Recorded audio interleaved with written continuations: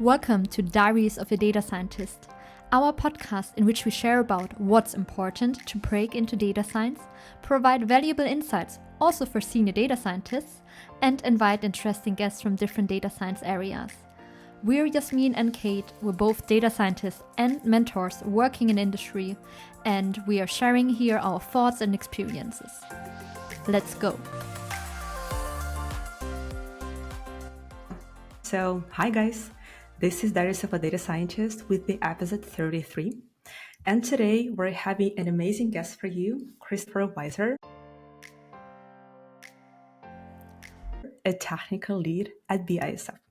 So Chris, and for our audience, just to repeat again, yes, the concept is going to be pretty simple. We have collected different questions and stories from our community and followers, and we would love to hear your opinion on them. And let's start immediately with the first chapter, becoming a data scientist. Amazing. Also, hello from my side. I'm so happy to do this with you, Christoph. This has been a long time coming, like Taylor Swift would say, because ever since we started with this podcast and we knew we wanted to invite guests, we were like, at some point, Christoph needs to be with us. All right. Yeah. So we're opening your first chapter of being a data scientist and becoming a data scientist. And we would love to hear, Christoph, how did you get into this job? How did you get into this role? Was this like always a goal of yourself ever since kindergarten, or how was this? Yeah, first of all, Jasmin and Kate, thanks a lot for inviting me. I'm obviously super excited to be here and already looked forward to this. I think this is tremendous fun to do this with you both. So thanks a lot. And yeah, regarding the question, so my background, as you know, is economics and statistics. And I was always fascinated by working with data. So already during my undergraduate, I worked quite a lot empirically, did a lot of econometrics, and always enjoyed it somehow.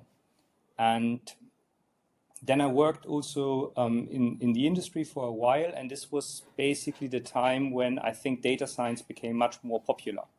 So basically the time when XGBoost, all these models came out. So what was it, 2018? Yeah, something like this, exactly.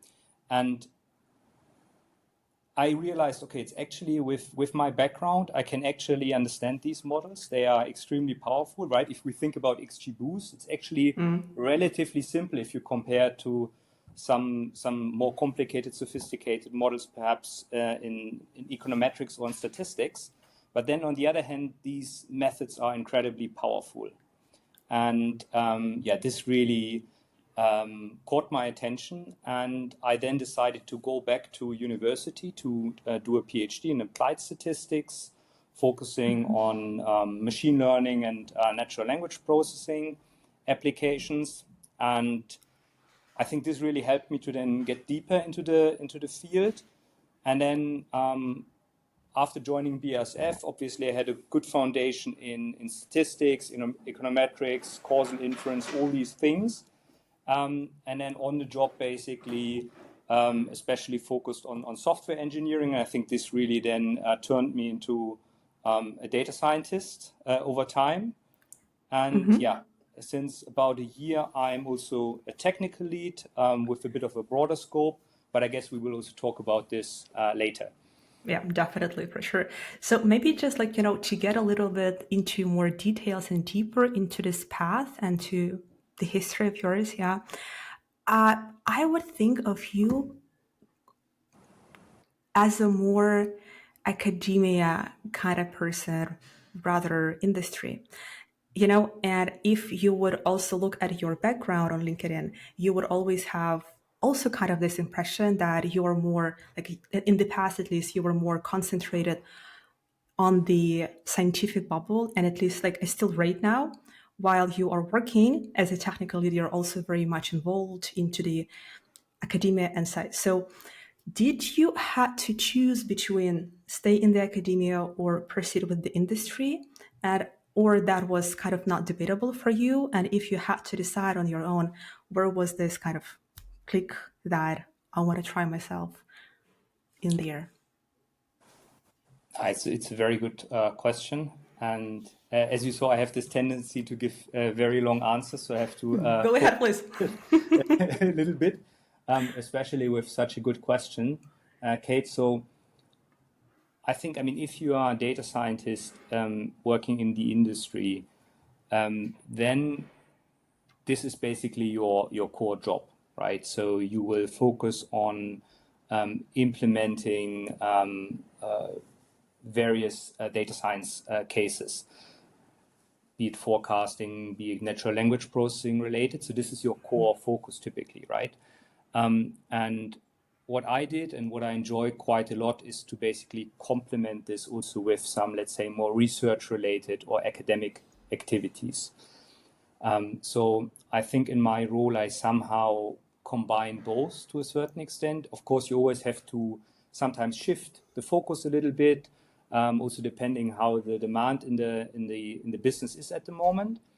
But I think it's definitely possible if you have a passion for research and you're in the right environment to also draw on this. And I mean, there are many ways to do this. One example is obviously supervision, right? So you can supervise master thesis if you like, and if that opportunity is offered to you, of course. Then sometimes there's also the opportunity. I mean, some organizations offer this. In BASF, it's possible to get involved in PhD supervision. There are many different settings how you can do this, but this is obviously then also a work to, or like an opportunity to have this bridge to the academic world. And then also sometimes in data science, I think it's quite good to have a scientific mindset and to understand a little bit what is going on in research at the moment, because this can also then, especially if you are in a very innovation-driven environment, really help you. So for me, to sum it up a little bit, it was quite a long answer. I think it's definitely possible, right, to combine both worlds in a smart way. I also have a question on this, Chris. I had the pleasure to get to know you when you first started at BASF. And I knew that you were transferring right from your PhD into that, basically. But you've worked before starting your PhD, right? But how was that for you, transitioning like from your PhD time into like a corporate job as a data scientist? Was this difficult? And how did you grow into that stage? I mean, certainly, if you have this academic background, this will help you in many respects. But still, it's quite a big. I mean, there's quite a big difference, right? And you have to learn many new things. You have to. I think for me personally, one of the biggest aspects is that in academia you basically work on POCs, if you like, right? So if you write a paper, that's essentially, if you relate it a little bit to how data science is done in the industry, the POC part. And then you write a paper, but you are not really concerned with bringing something to production. And for me personally, I think this was the biggest gap that I had. So how do I actually write software on a production-ready level, right? How do you actually bring things to production? And rather than to staying at this kind of POC stage, I think that's basically, I would say that was the biggest part that I had to learn. And I think also in general, if I see this with colleagues that are joining or in the industry in general, if you have a strong academic foundation, you're usually quite good in doing the POC part, but then the other parts you actually learn a bit on the job.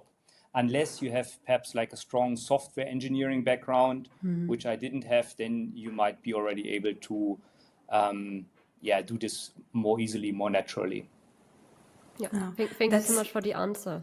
I think that's actually a pretty sometimes painful question, as far as I understand from the messages, because from quite sometimes I got a messages from people that are finishing their PhDs and they are actually writing this. That Kate, I'm struggling to get into the like industry part, I have, I don't know, like several like bachelor's, master's, PhDs, and I've been in this academical bubble my entire world, and it feels like I'm the outsider, I'm a stranger, and how can you help me in there? So did you have like maybe apart from the technical part, yeah, from the getting to the production, did you also notice something else? Maybe it is the organization part, or maybe it's perhaps lack of business kind of mindset when you're coming from the academia to the business one. What would you say about that? Yeah, I mean, this is a very good point, Kate.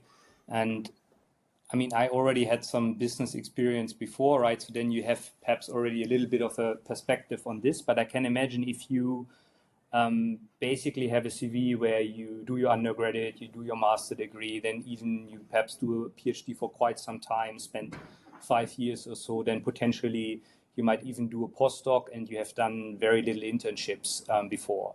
So then kind of the business world is really something quite new for you, right? That's a completely different CV from someone who basically then has exposure to this business world since 18, basically, right? Since your A-levels or Abitur. And I think this is then quite a big shift. And I think what I would then recommend, right, if you don't have this kind of naturally already in the organization, is to get a really good mentor. I think that's the most important thing. And this will help you a lot because then you have an environment, right, where you can discuss your questions, you get guidance. So that would be, I think, my biggest recommendation if you are in this situation. So I think it's really nice now that we like heard it from both sides, but you also mentioned, right, that your PhD was in the area of applied statistics and natural language processing. And time-wise, this was, I believe, before the big large language model like time hit us, right? So looking back, what were things that you were able to transfer from that PhD part? And if you would now have to do it again, like what would you maybe change about the PhD topic-wise, setup-wise? Is there anything? So, I mean, this is a very interesting question. And unfortunately, I would say many things that I did in my PhD are quite useless by now. So I focused a bit on Bayesian generative models, so topic modeling. And to be very honest, I think these days, I mean, there are still some very nice applications. We have some nice software packages on this, and still I sometimes publish a little bit on topic models.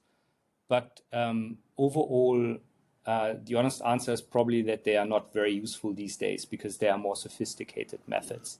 So, and this is, I think, can happen very easily to you, right? You do a PhD in machine learning, you focus on, or data science, you focus on a particular area, and then just after a couple of years, what you have done in terms of the methods might be redundant or not up to date anymore. I think it's not a big issue, right? You learn these things and then you just do something new and adapt. It's perfectly fine. I would have been probably more lucky if I would have focused on large language models earlier, right? That would have been nice, but unfortunately, I was too obsessed with the topic models. But I think that's why, I mean, Christoph, thank you for sharing that and being so very transparent about that. But also, you're not the first person to say that, right? When I was at that decision point of should I continue with a PhD after my master's or not, I talked to so many people, and basically everyone who did a PhD basically said, like, after a couple of years, like the topic was outdated. Yeah. But of course, there's way, way, way more to a PhD than just the content part. So there's many transferable skills, and basically all of them recommended do a PhD if you're really intrinsically motivated and if you want to learn the method of working behind that.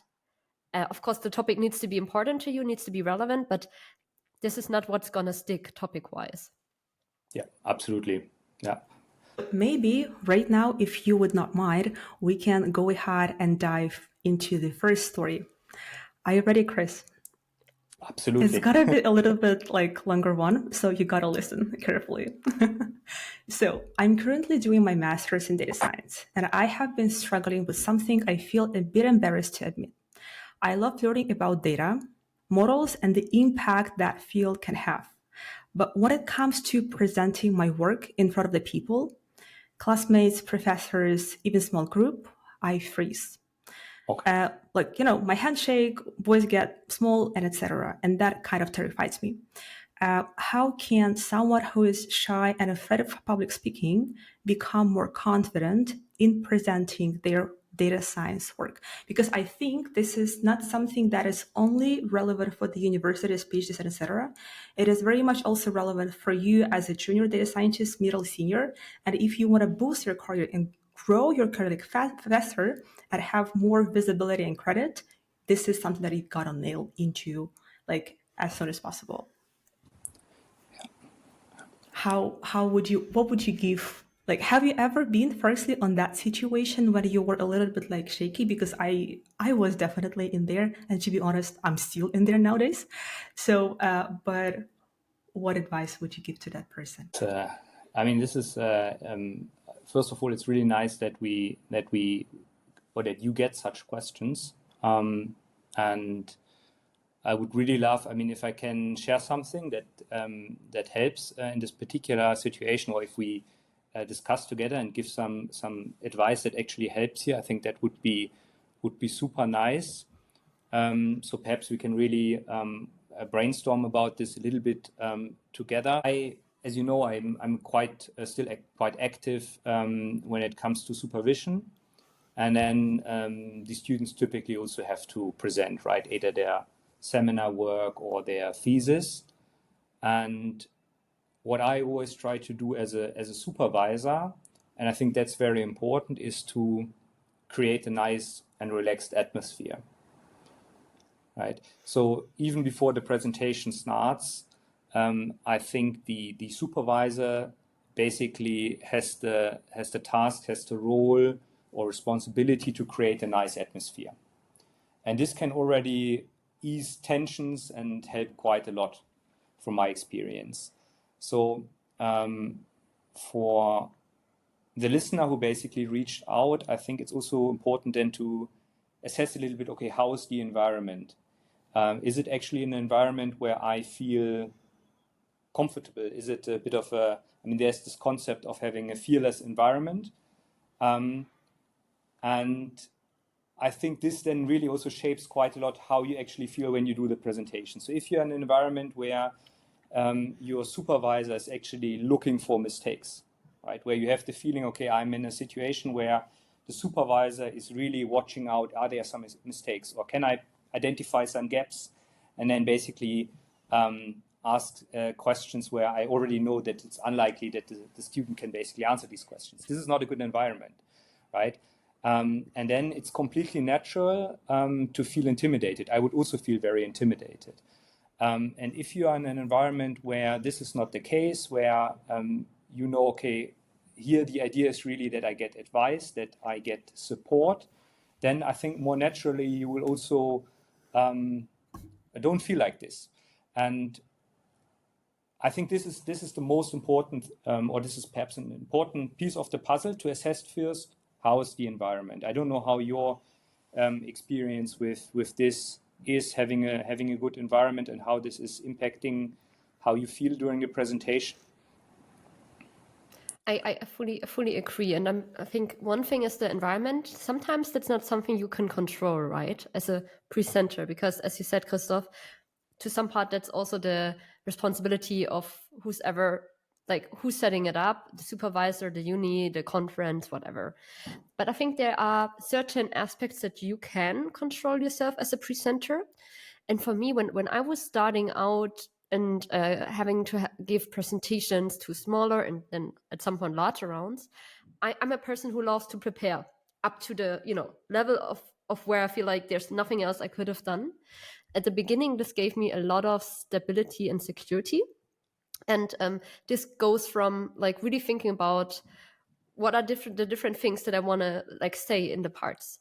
Thinking about already days ahead, what is going to be my outfit for the presentation. And maybe as as dumb as this may sound to some people, if you're not feeling comfortable and maybe, you know, even your clothes, if you feel like they're scratchy, they're like, you're gonna also project that feeling to the audience. So whatever you can do to make yourself more comfortable, get your favorite drink with you, get your nicest outfit where you feel super nice and comfortable in, take care of yourself ahead of the presentation. Whatever you can do to make yourself more comfortable, I think you should do that with preparation, being on time, you know, planning a lot of buffer time, never come rushed to such a situation, right? I think that's one of the things that we can really control, be there with plenty of time so you can settle down.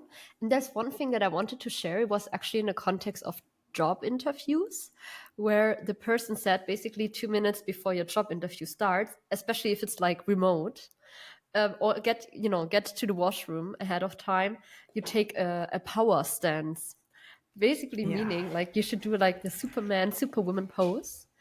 And apparently this like really helps with, you know, settling and telling your body, you're now into this super confident attitude, and now you need to project that. And I haven't tried that, to be honest, but you know, maybe the person can try it and then report back if this was happening or not. And either way, whatever you can do to manifest this, like, it's gonna go well, I've been super prepared, you know, I think that would help a lot and goes a long way. Amazing, because you know what, I can tell you, this is proven, and this is what I'm doing all the time, actually, before any interview, before any presentation, before anything where I have to speak up. And it doesn't really matter how many people is that. And you even have different poses that you have to take when you're like a super, super powerful person. And when you are taking these like body poses, it actually reduces the stress. So therefore, yeah. And also like regarding what you Jasmin said about the outfit, I can definitely prove that as well, because this is the reason why I'm not having high heels when I'm going to the conference, because I'm afraid I would just, you know, fall down and ruin everything. So, and maybe the third part that I want you just to kind of contribute to what you have already both of you said, yeah, is, so one thing is when you have this atmosphere, yeah. Another thing is your preparation. And the third thing is you need to understand why you are having this feeling. And this is a little bit like steep down kind of road, because when we are talking about this cluster, it usually comes from the imposter syndrome perspective. And we are having a really huge episode on that, about I guess 1 hour or something. I guess that was episode number 18.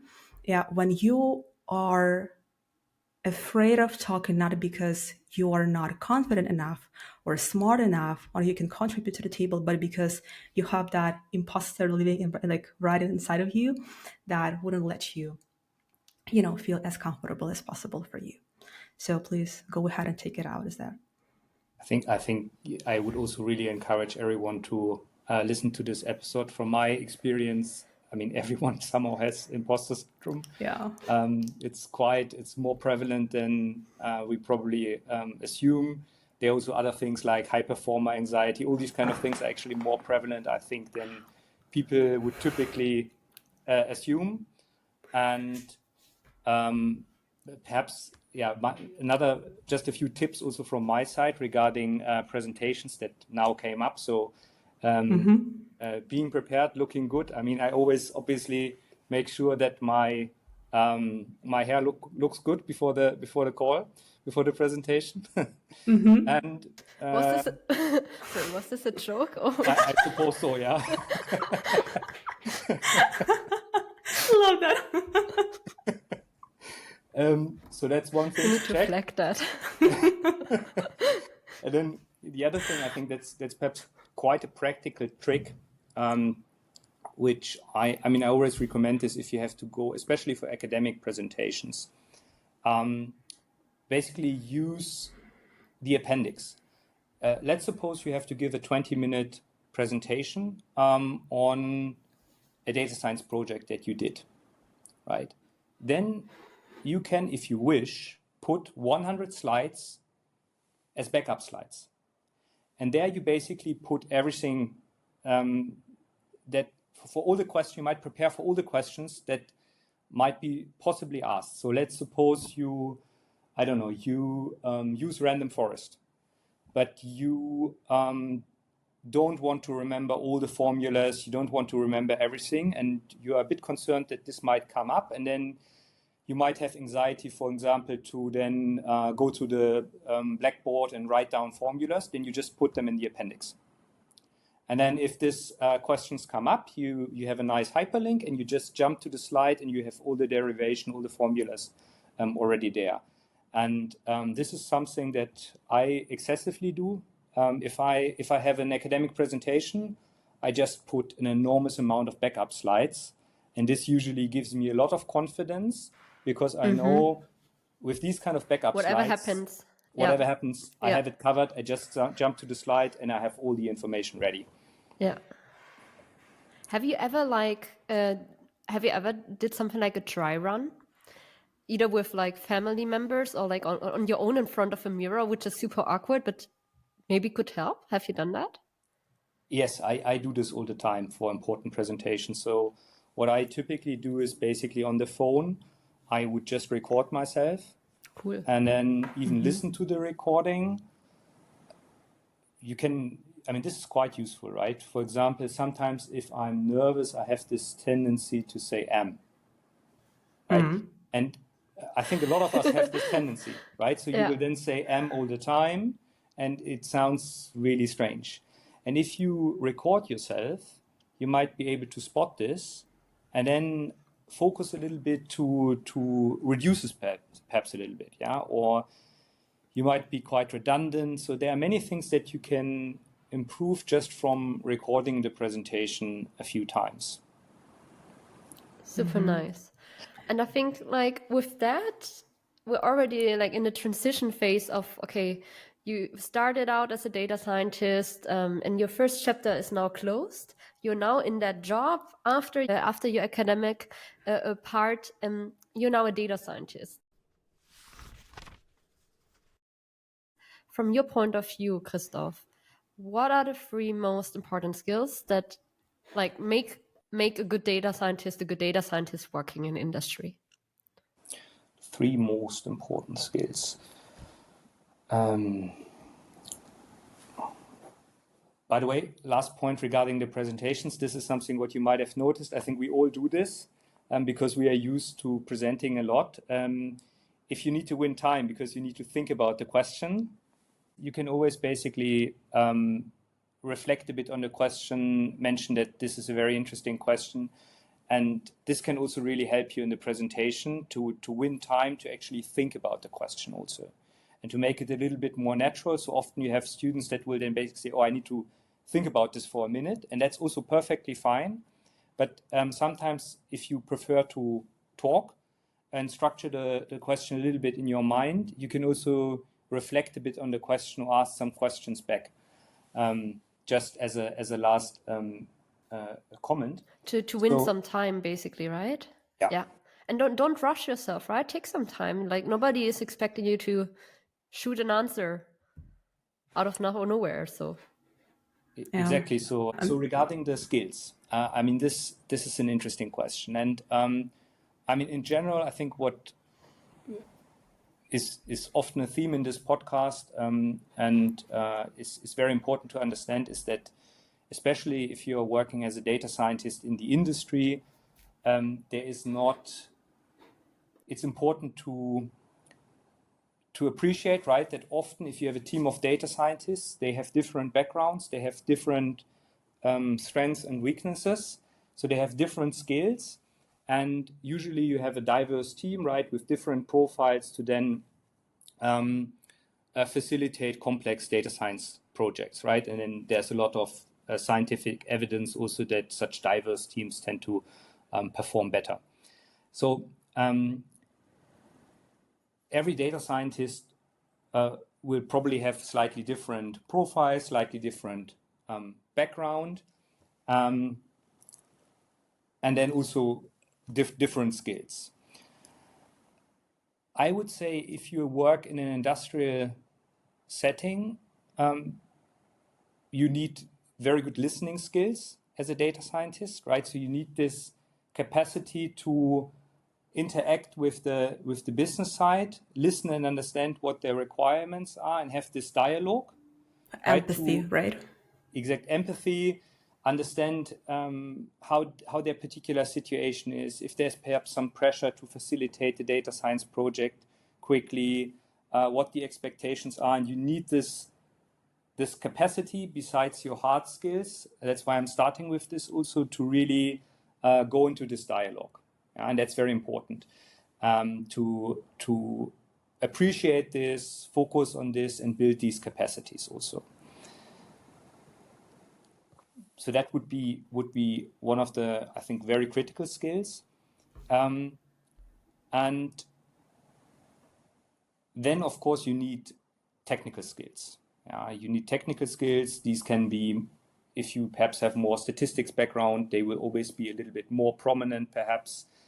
If you have more software engineering background, they might be more prominent, but you need these kind of technical skills. And may I ask back? Absolutely. Like for you, right? You mentioned actually Boost at the beginning, but also you came from this more applied statistics background. So technical skills in that sense of like modeling, or the engineering part? You because you mentioned both as part of your journey, right? I think it depends also a little bit how the workflow is structured in your environment, right? Sometimes you have a setup where all the data engineering part is done by data engineers, and they will do the data engineering, basically put the data for you in a data warehouse, and then you start as a data scientist to work with this data in Databricks, right? And then you might even have other colleagues that take care of putting this into production. That could be a setup, right? But then you are not an all-rounder as a data scientist, basically. Then you're just focused on building the models and doing the data analysis, basically. If you would like to have a broader profile so that you can facilitate the whole Full pipeline, stack. Full stack as a data scientist, then you also need to have the data engineering skills, and you need to know how to work with cloud providers, right, with the hyperscalers, to then actually put things into production. And I think it's important, right, to have then some good understanding, some good assessment, what skills you already have and where you have to perhaps broaden your skill set. So nice. This is the second one. I interrupted you. Exactly, second. Yeah. And the third one? The third one, okay. The third one, and this is something, I mean, I'm not sure whether you can define this as a skill actually, but, and we can discuss this. I'm curious what you actually think about this. But over time, my impression is more and more that one of the most important things is that you have this high level of curiosity and passion for the topic, because the field is changing so rapidly. Right now, everyone is focused on building agentic systems. And there are new protocols like the Model Context Protocol, right? And you obviously, no one heard about this protocol before. You didn't learn about it in your studies because it's quite new. And then you need to be excited about this rather than to be afraid, and to look into this and read Medium articles or even some papers, explore repos on GitHub, and really get into this topic because you find it so exciting. And this kind of general curiosity and passion for the subject. Openness. Also this openness to do things perhaps then differently, right? We always used RESTful APIs in the past, and we know exactly how to do it, but now there's this new protocol, and let's see, this is perhaps really exciting and useful. This kind of mindset, I think, is super helpful, and I'm not sure whether you can refer to this as a kind of skill. Completely. Well, like a personality trait, almost. Like openness is one of the big five. Because I think that every single guest on our podcast named the curiosity skill as one of 3 the most important skill to be a data scientist. Nice. So honestly, like if I would think back, I wouldn't really say that I would have gotten to this field if I wouldn't have had this curiosity back in the days and still nowadays. Because otherwise it's really, really hard and competitive, and maybe like even sometimes like kind of mentally hard and emotionally hard Exhausting. to keep exhausting, right? To keep up with everything that we have on the market, and being every single day asked quite a lot of questions. So for sure. And right now, Chris, I'm gonna scare you a little bit because we're gonna get to the second question that usually we think and we saw our guests tend to have some struggles with. Okay. Let's see how this will go. So, as a data scientist, yeah, what is your personal data science superpower, and what is your kryptonite? So this is from a movie, right? Like this is basically you are what is it Superman. like? Is it from Superman. Superman, right? And is it basically like some sort of your like one of your core weaknesses, basically? Yes. So basically, it's like You nailed your that. one Achilles heel, if you want to call it that, right? Okay. So superpower and Achilles heel. Very nice. If it's too tough for me, Jasmin, you have to bring the cat back. Will do. Okay, let me. I mean, I like these questions, and in terms of the superpower, I think I sometimes I don't know. I think I'm just lucky, perhaps, but what works quite well for me. I'm always in this kind of lucky position somehow that other data scientists that are much smarter than me, much more sophisticated than me, enjoy to work with me and to collaborate. And Come on, you were 5% up the top of the class. I read your CV. You're not. Yeah, but this is still there's still data scientists that are so talented, right? And I would say that I don't have this level of talent, and somehow they enjoy to work with me, right? And the feedback that I get is that I'm then able to create like a nice working environment, a nice atmosphere for all of them to collaborate and to bring them together. And I think the reason why this works well for me, or I somehow managed to do this, is that I try to support colleagues whenever possible. But then I really try to, not in a superficial way, I would say, but I actually really try to help them. So, for example, if I know that someone wants to work on an open source project, and we already perhaps have a nice open source project, I try to build this bridge and then really empower someone to work on this. Or if I know someone is interested in, let's say, academic research, I then also try to build this bridge. And my experience is that if you do this and you actually really try to support and help, you can build these kind of long-term collaborations that then somehow really facilitate amazing collaborations and great output. And I think this is, to sum it up, probably one of my core or my superpower, right, that I can somehow facilitate this in a nice way. Yeah, 100%. I would also call this a superpower. I have not met many people who just from the very first moment can create such a nice, atmosphere and really manage to connect the dots and people and things. And I really, really would call it a superpower, Christoph. You can be very proud of that. Yeah. Thank you. Now we are moving to the dark side, I suppose. Let's see. This could be whatever. This could also be something like from the way that things are organized around you. From, I don't know, like if you're saying you don't like micromanagement or like sitting in meetings or whatever, right? This could also be something where you say like, oh, this is the one thing that I cannot stand. So I think this brings us back to the earlier point where we talked about the presentation. So I'm quite sensitive to my environment. So I know that I will only be able to be like happy and productive if I'm in a good environment. If I'm in a toxic environment where you perhaps have micromanagement and a high level of competition, I'm quite sensitive to this, right? I don't have this kind of thick skin that you basically need for these kind of things. And therefore, also like in a collaborative setting, I always really try to create a fearless, a positive environment. And I personally also really need this. And sometimes I feel, okay, this is something, I mean, sometimes you need this thick skin. Also, if you work in data science or if you, even also in academia, right? If you get some mean reviews and the publication process is very tough.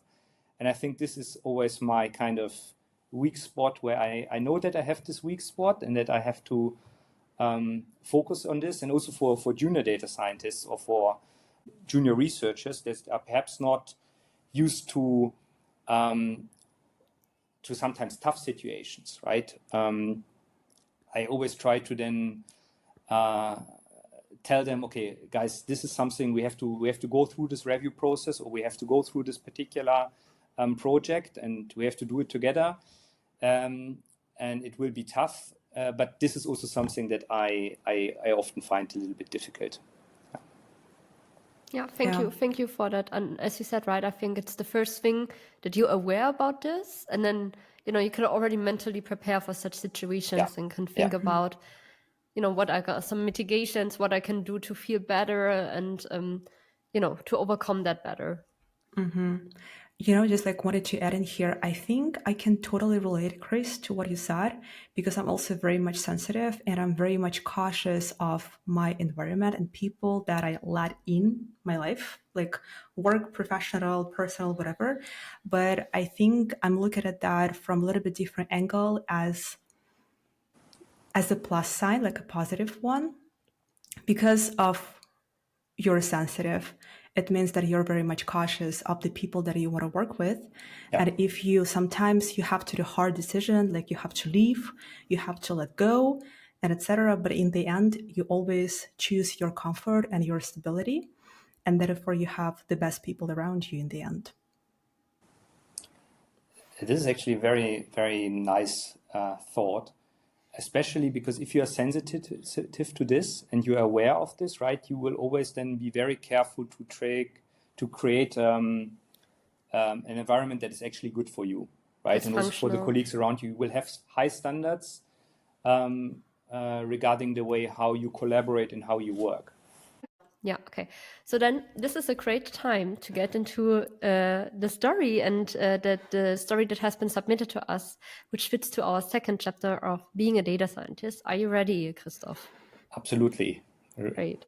So, hi, I'm a data scientist looking to get more stable in my career, but I'm not sure what steps to take. Outside of work, I love contributing to open source projects and building tools, but I'm not sure how to leverage that to help my professional path. Any advice on how to communicate this and make it part of my career story? Have you met people that also like do that outside? I think you mentioned it earlier, right? That a number of data scientists are also contributing to open source.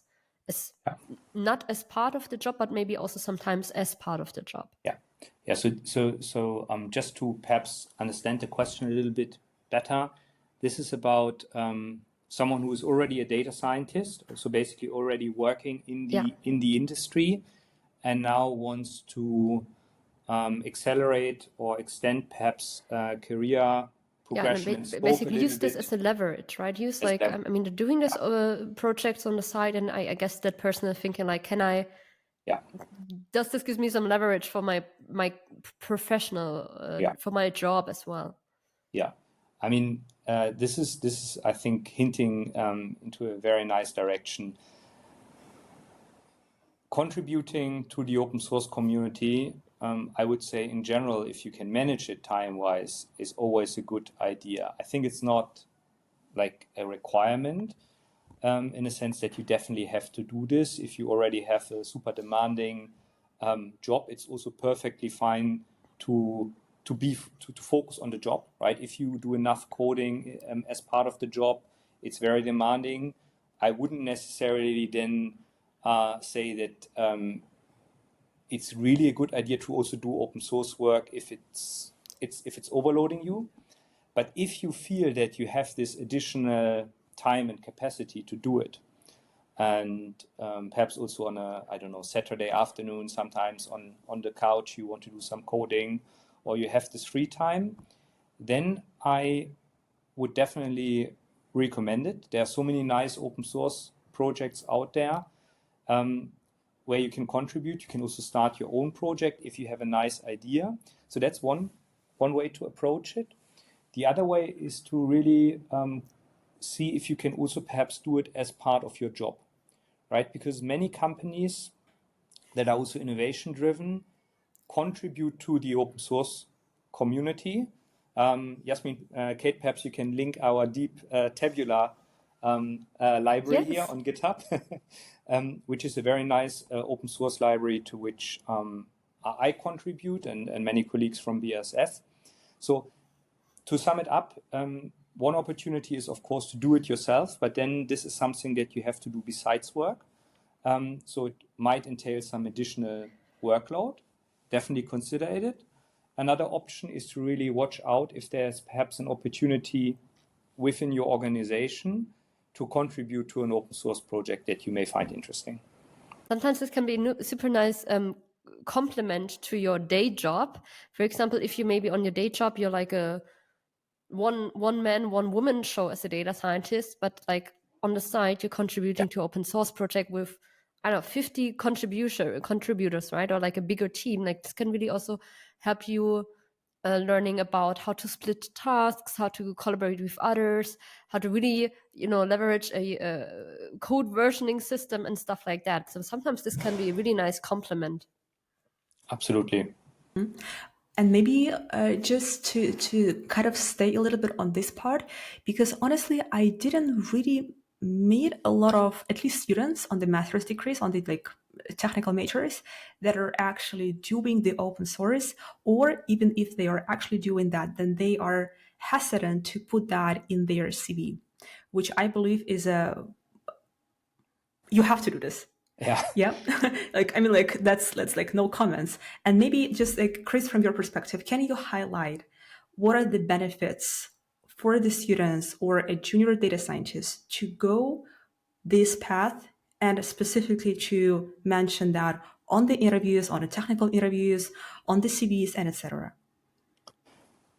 I completely agree, Kate, right? If you have the opportunity to work on open source projects or on small libraries, right, as part of seminar papers or even your master thesis, and you have this in a private GitHub repo, then really consider to make it public, right?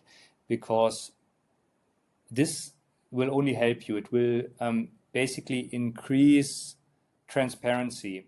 So what we see often is, right, that when you apply for a job, for example, then people will look at your CV, but they will also research your profile online a little bit. So what do you do on LinkedIn? What do you do on GitHub? And then if you already have a few GitHub repos with some code, that will only help. Yeah, it will only be positive. Even if the code, even if you have GitHub repos where you don't necessarily put the best code and it's not on production level, from my experience, this basically will show your interest, your commitment also, that you want to contribute also to the data science community, that you're active on GitHub. And it, of course, will also give your employer, like a potential employer, an understanding of what kind of code you can basically write. But in these days, if you think about it, with vibe coding, I can use Manus AI or GitHub like VS Code with Claude Sonnet 4 and create like an extremely sophisticated software package and put it on GitHub in 20 minutes, right? So if I would basically then assess someone purely on the quality of the GitHub repos, if the three of us, if we would spend the whole Saturday, we could probably put 100 public GitHub repos online by this evening with very sophisticated software, just by vibe coding. So this will not necessarily then also be a means to really assess you. So to sum it up, I would strongly encourage everyone to be active on GitHub, to have public repos, to also post about this on LinkedIn, just to have this visibility and show that you are active in this community. Christoph, you brought up the topic of AI in coding, so I need to hook on there. So, are you how are you personally using that? I mean, are you using it? If so, how? And how do you see the future of software development, data science from the coding side? I'm the worst vibe coder, so I'm using it all the time. But that makes you the best vibe coder. I'm using it all the time, and I especially like Manus AIs, this Chinese multi-agent system. I think it's just incredible. So I use this a lot, even to write complete software packages. And the way how I do it is basically I have my Manus AI subscription. I write a prompt where I really outline the software that I need. Manus AI writes all this for me, and this can really take quite some time, right? Manus might work on this for several hours. And then I typically download this and continue to work on it in VS Code using the agent mode. So sometimes I would even do it like this, that I code the package with Manus AI, download it, and then use Claude Sonnet to explain what Manus AI basically did. And then I refine it further. And I'm absolutely fascinated by I'm fascinated by this, how good it actually is. Yeah. And so you're using that for your personal projects. That's really cool. yes. Yeah, quite Nice. often. Yeah. Does this scare you? Yeah, that's a good question, Jasmin, right? Because if I think about, actually, I did a fun experiment recently. So I remembered some of the first data science projects that I basically did professionally. And this was about forecasting, some particular forecasting application. So, and I easily worked on this for 6 months, setting everything up and getting the data processed and all this. And I asked Manus AI to do exactly the same thing for me. And Manus AI basically worked on this for 2 or 3 hours, I think, and then it was essentially done. So the work that I did as a data scientist over a period of 6 months can now be done more or less in, perhaps I'm exaggerating, of course, right? You have to refine it. Yeah, but let's say like a weekend. A weekend. You can do it in a weekend project, right? So I would say like a standard forecasting or predictive analytics project that would take you 6 months, 3 or 4 years from now, can now be done with someone who knows how to do it in a weekend. Yeah. And of course, that's a little bit scary. Yeah. Incredible and scary, definitely. But I guess that is why we have right now a lot of open doors in the field, like kind of intermediate field in the data science industry, where you don't have to be a techie person, and you don't have to be also a 100% business person. You're somewhere like in this middle part, because the technologies are letting you do that. Absolutely. So, yeah. And honestly, I guess with that, that's an amazing point, and we can go to the chapter 3, because we have right kind of these questions for you right in there waiting. Perfect. Nice. Okay. So this one is also going to be a little bit for you to reflect, because the chapter 3 is about your reflection and your growth for the next, future. And the first question that we're going to open this chapter is, what is one misconception you had about being a data scientist? And maybe I can give you my example just to make it a little bit easier for you. So when I was back in the days in the university, I was so scared of the technical interviews, because I thought that I need to know by heart every single function, method in R language and in Python. And then I was bumping my head over the table to memorize and train it in my brains. So how that was for you? So misconception about being a data scientist, basically back then. I think I can answer the question perhaps slightly more in a slightly more general way, because I think that might be very interesting for our listeners. So in data science, I mean, data science is an umbrella term, and in data science you have very different paradigms how to analyze data, different schools of thought that are really then shaped by your background. So if you are a statistician, right? If you're a frequentist, that will shape your perspective on data science. If you are have an econometrics background, if you are Bayesian, if you are someone who has a supervised machine learning background, deep learning background, depending on your background, you think differently about the field. And my background was mostly applied statistics and econometrics. And there you are, your mindset is that you're interested about inference. Yeah, you do statistical inference with data. And you are not really interested in how these models generalize out of sample. You're not interested in this. Yeah, you don't care. If you do a little bit of time series forecasting, you might be interested in it. But I think the thought paradigm, which is most dominant in data science, in industrial data science, is basically supervised machine learning. So how do your models generalize out of sample? And making this switch and realizing that this is actually the most important thing, yeah, when it comes to machine learning in the industry, rather than perhaps classical inference, was a misconception for me, or something that I didn't anticipate. Yeah, and is there like any advice that you wished you'd have known about when you started out? So next to like, you know, how important the generalization out of sample is? I think advice, and I always try to also give this advice, is to be very transparent that the way how you think about analyzing data is shaped by your background. And that if you are stuck in a particular modeling mindset or in a particular paradigm, you have to be open-minded and careful to really make this shift.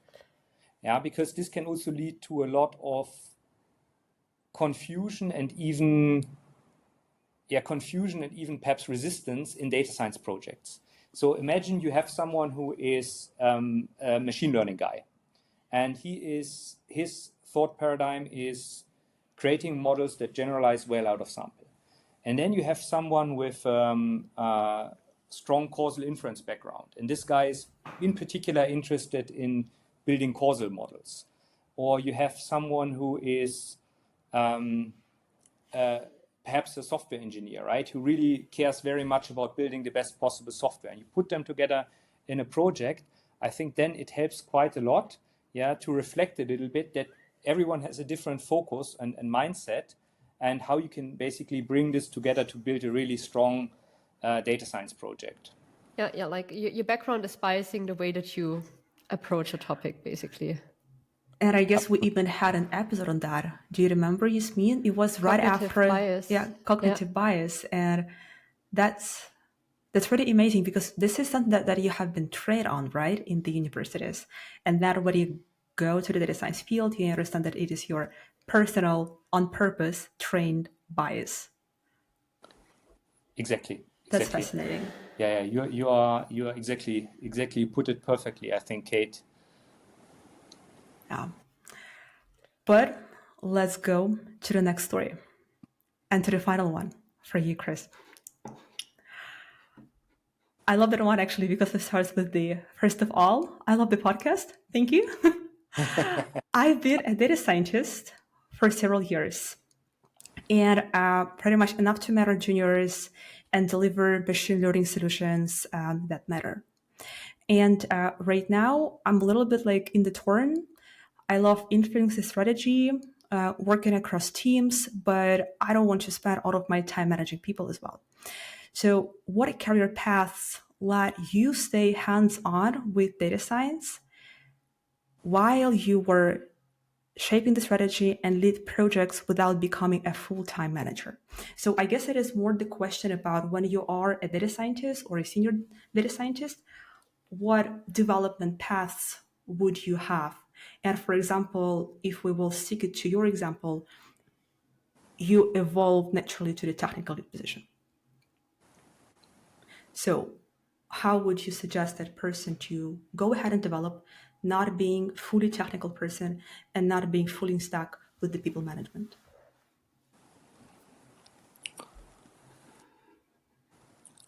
It's a very good question. I think this question comes up often, yeah, especially when you progress with your career.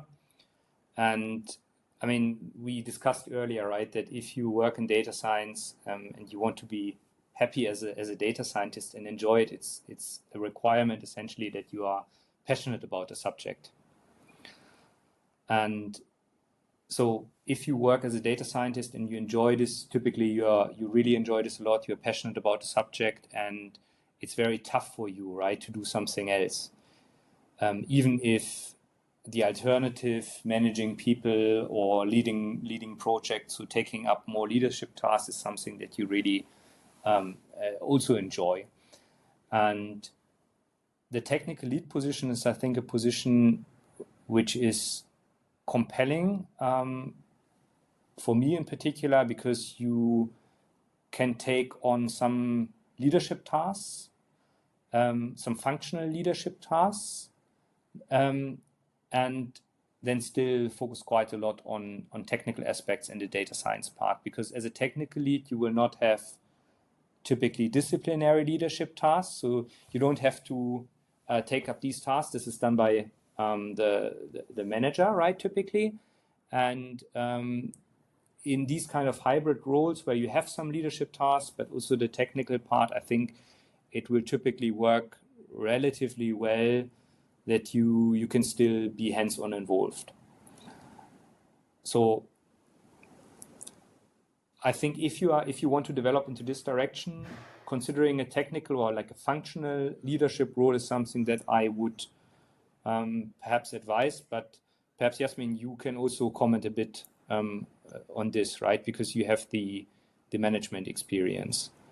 Yeah, and I think, as you said, Christoph, I think this kind of interest or request comes more often than you maybe would think. And I believe this is even increasing in the future, because with AI support, more and more people are, I think, verging into that area that are maybe not, on the far extreme side on the technical skills.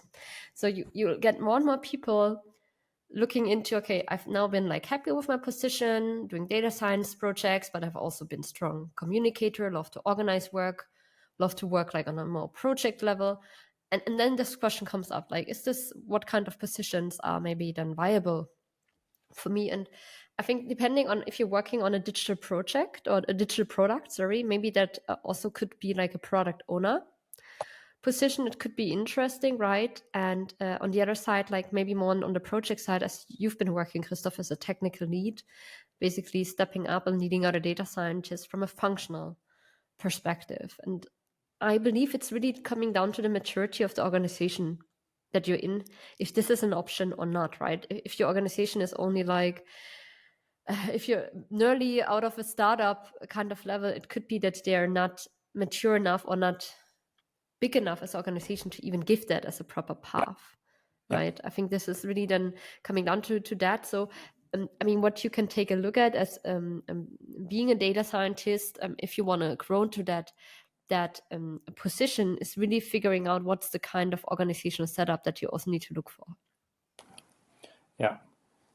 I mean, I can completely agree with this. And I think, I mean, something that is also, if you develop more into a tech lead role, you have to then also live with the fact that you are not an expert anymore. So you will basically, you need this capacity to then also delegate things and to live with the fact that you might not have really a good understanding or even a clue about some of the projects, right? Or some of the technical Or at aspects least the details, the the details. fine print. You will not, it's not like in your senior data scientist role where you basically are proud to have a good technical understanding about everything that is happening. And you need to learn how to live with this, right? That you might supervise a lot of different projects where you don't have always the complete technical visibility and understanding. And I think that's better than to pressure yourself to basically understand everything, because this is not possible, right? So taking a step back, being a bit relaxed about this, also trusting the technical colleagues that work on particular subjects, being mindful that you don't overstep, basically, so that you try to get you would try to get involved in some discussions where you perhaps don't have the technical visibility You're anymore. not becoming a micromanager, basically. Not becoming a micromanager. This is, I think, these are basically things that you have to focus on and work on in a tech lead role. And Kristen, how was that for you? So was it a kind of debatable option that you had to, like, because everything what you said, right, that you have to take a step back, that you have to delegate, that you will not be that much involved, that you will not be that expert. Was that hard for you? Like, did you have any like debates with the angel and evil, on your two shoulders? Or was it kind of a very natural involvement of your career? I think for me it was relatively easy because, this brings us a bit back to our earlier discussion where I said that I always somehow end up working with people that are much smarter than me. So I'm used to feeling a bit dumb. Yeah. I think this really then helped me quite a lot during this transition, that I can take a step back and then live with the fact that I don't really have all the technical visibility, that I have to delegate things and trust the technical colleagues basically to do the right thing. I think this helps a lot. I can imagine that if you are always really, you are very much technically involved in everything and you want to have full control, and you are not really used to the fact that, or to situations where you really struggle to understand things, it can be more difficult. But for me, it was relatively easy. And I guess you have to be really confident as well. In order to take that, you have to be pretty confident. I must say from my side, I did the people manager route, right? I was a data scientist and I stepped up to be the team lead, which to some extent involved both. And I really, really, really struggled at the beginning of letting go of that, you're not the expert anymore, and what this actually means and what is my identity now. And at the beginning, I really even felt the pressure. Like I put that on myself to, on the weekends, do coding projects on my free time. And this was so tough. And at the same time, I like transitioning into people management. It's also not like, I would say something for the week in terms of, it's a completely different position, requires different skills. You need to make that shift into your mindset as well. And it's not always like easy discussions. Sometimes you also really have to have tough discussions. So I would say at least it took for me 6 months or so until I was able to let go of this notion of I still need to be also from a technical side on par with the team members, which is just not realistic. And I'm very happy to hear about, Christoph, that for you, like you were already more confident and secured in your in yourself and your identity and everything, that this was an easier transition for you. I guess we had it in our plans, and I think that the next episode definitely should be about transitioning to the leadership position and how that feels for you. I think that's an excellent idea. And if you can then, if you can focus on this in a podcast and give advice and guidance on this, I think there is a huge interest in this particular topic. Yeah. So, and I think we were already into this episode for a while. So, Christoph, are you prepared to wrap this up together with us and be very short with your answers for our wrap up of the fast 5 questions. Absolutely. Okay, so now I will fully focus, forget about the cat, and try One to second. Yeah. Just, no thinking. Shoot. Okay. Now you really have to shoot the answer. I see. Kate, I see. I think you're starting, right? Okay. What was the best page or the best moment in your data science career? Publishing basically my first paper. Nice. What keeps you in this field? My curiosity and passion for learning something new all the time. Nice. Best advice you got early in your career?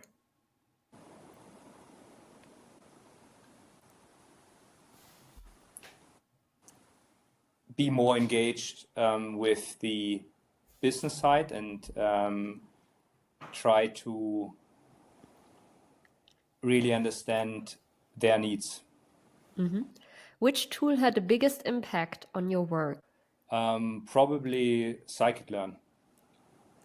What emerging trend excites you the most? Vibe coding. Nice. I love how serious your attitude shifted, Christoph, for the last 5 questions. It was amazing. We always do this for our guest episodes, that we shut up in the end and we give the final words to the speaker. So Christoph, the stage is yours. You can let the audience and viewers know whatever you want to say, whatever you want to shout out to the world. This is your time. Word is yours. Yeah, first of all, Jasmin and Kate, thank you so much for inviting me. I think I had a tremendous amount of fun. And also to the listeners, thank you very much for listening to us. I hope that you also really enjoy this as much as we did. And also thank you very much for submitting these questions. I think the questions were really excellent, and I think they also really then helped us to shape this podcast in such a delightful way. Thank you very much. Thank you, everyone. Bye-bye. Thank you. Bye. Thank you. Ciao, ciao. This was Diaries of a Data Scientist by Jasmin and Kate. And if you enjoyed the episode, remember to check out our YouTube channel and our LinkedIn pages for more engaging content from the data science world. Thank you for today, and seeing you in the comments.